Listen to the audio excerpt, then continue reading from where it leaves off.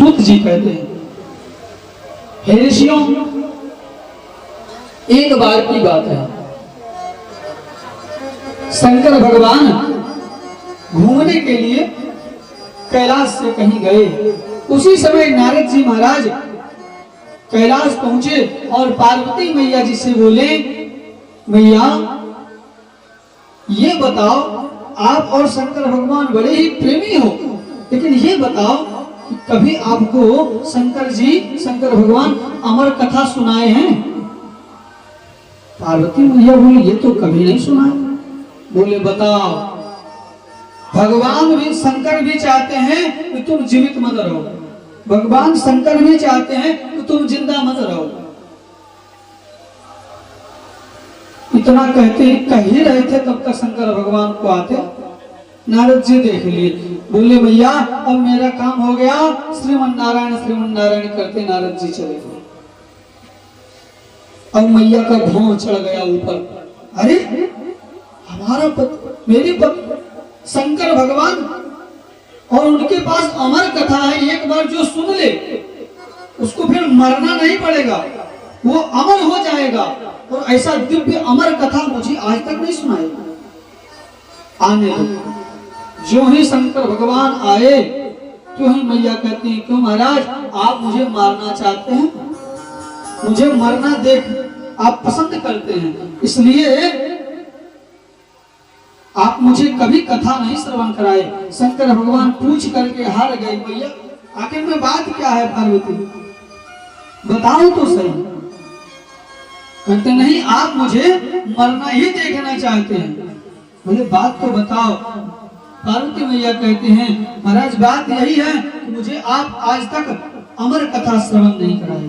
कहते हैं जो अमर कथा सुन ले वो अमर हो जाता है, और आपने मुझे अमर कथा नहीं सुनाया, इससे ये पता चलता है आप मुझे मारना चाहते हैं।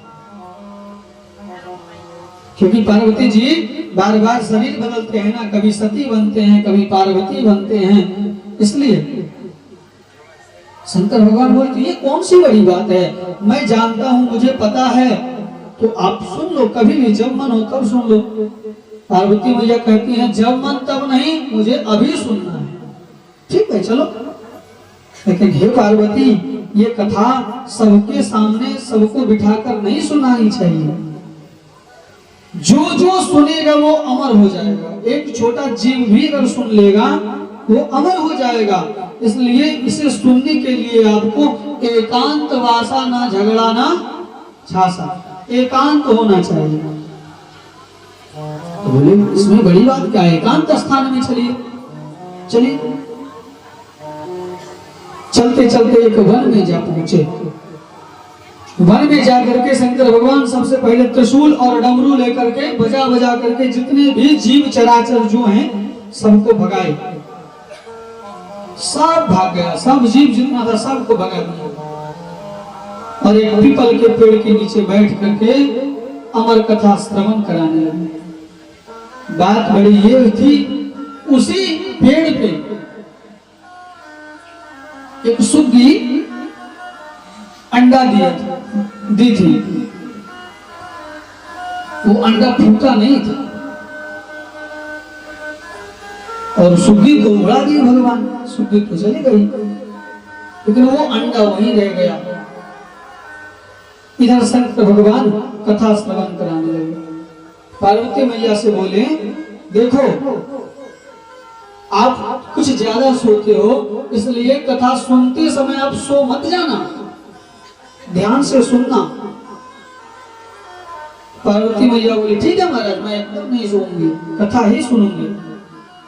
शंकर भगवान बोले तो मुझे पता कैसे चलेगा कि तुम कथा सुन रही हो या नहीं, इसलिए मुझे पता चलना चाहिए। इसलिए आप बीच बीच में इस प्रकार आप बोलते रहना। आप लोग भी सुने होंगे, अपने दादी दादा से कहानी किस्सा सुनते हैं, जब तक बोलते हैं तो कथा कहानी कहने में भी आनंद आता है। भाई व्यक्ति सुन रहा है, पार्वती मैया कथा चल रही है और इधर पार्वती मैया